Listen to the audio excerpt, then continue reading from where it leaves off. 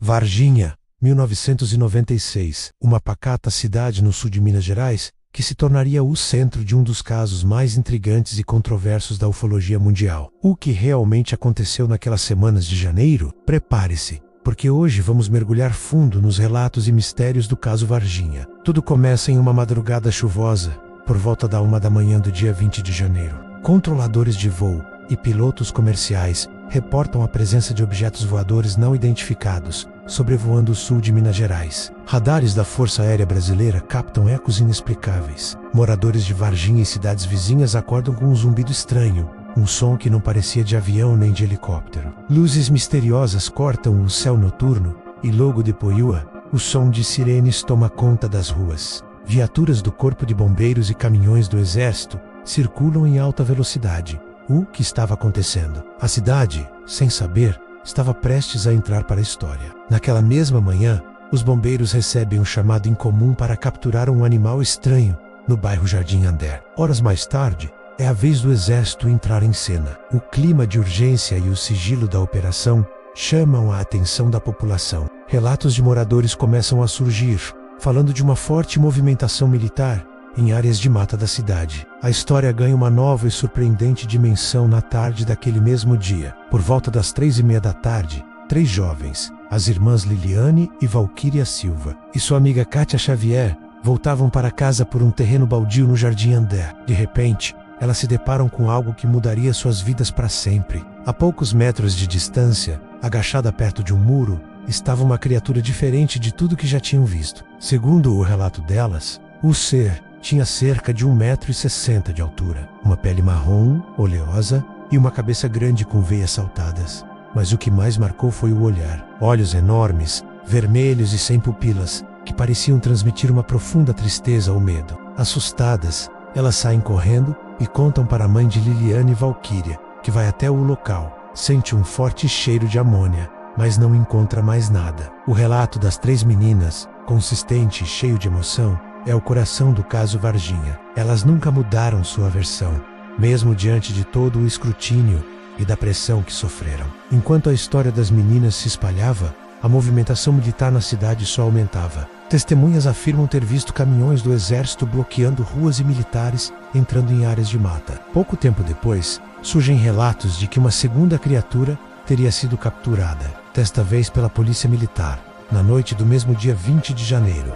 Essa captura teria sido mais dramática. O ser teria sido avistado perto do zoológico e, após uma perseguição, foi pego e colocado em uma caixa, que foi então entregue ao Exército. Um dos policiais militares envolvidos na captura, Marco L. Xerezi, de apenas 23 anos, teria tido contato direto com a criatura. Tragicamente, semanas depois, ele adoece misteriosamente e falece. A causa oficial da morte foi uma infecção generalizada. No entanto, sua família e pesquisadores do caso levantam a suspeita de que sua morte poderia estar ligada a uma contaminação ocorrida durante a captura da criatura. Eles afirmam que os médicos não conseguiam identificar a bactéria que causou a infecção e que seu corpo sofreu um rápido processo de deterioração. Essa é uma das partes mais sombrias e trágicas do caso.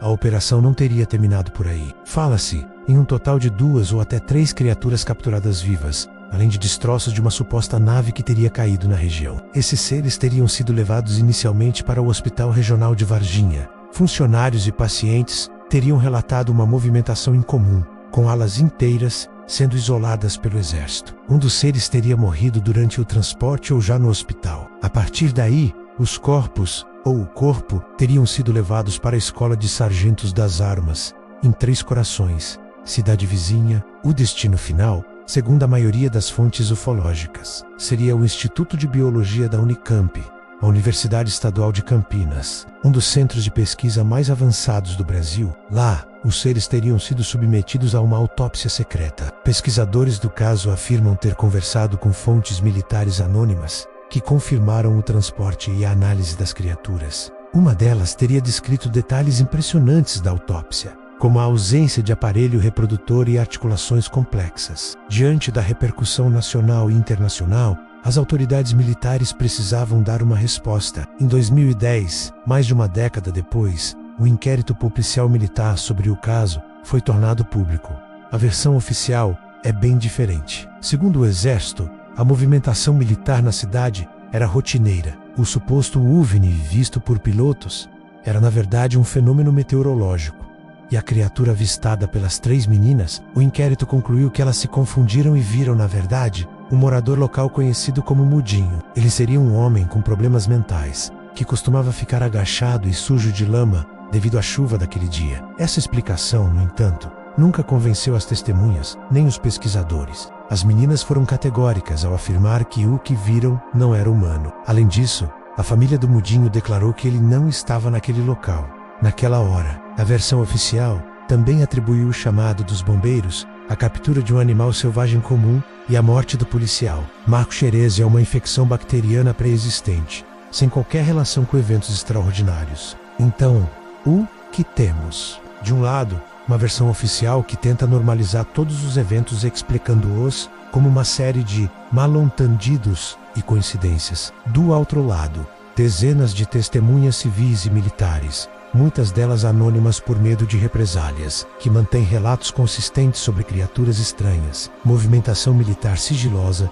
e uma grande operação de acobertamento. Temos o depoimento emocionado e firme das 3 jovens, que viram algo que as marcou para sempre. Temos a trágica morte de um jovem policial em circunstâncias que sua família considera suspeitas. E temos a cidade de Varginha, que abraçou a história e hoje é conhecida mundialmente como a capital da ufologia brasileira, com direito a naves espaciais em caixas d'água e estátuas de alienígenas. O caso Varginha é um quebra-cabeça com muitas peças. Algumas se encaixam, outras parecem não pertencer ao mesmo jogo. Seria tudo uma grande coincidência? Uma histeria coletiva alimentada pela imprensa? Ou Varginha foi realmente o palco de um dos contatos mais diretos e bem documentados da história, abafado por uma complexa operação militar? A verdade absoluta talvez nunca venha à tona, escondida em arquivos secretos ou na memória daqueles que não podem ou não querem falar. Mas uma coisa é certa: quase 30 anos depois, o mistério de Varginha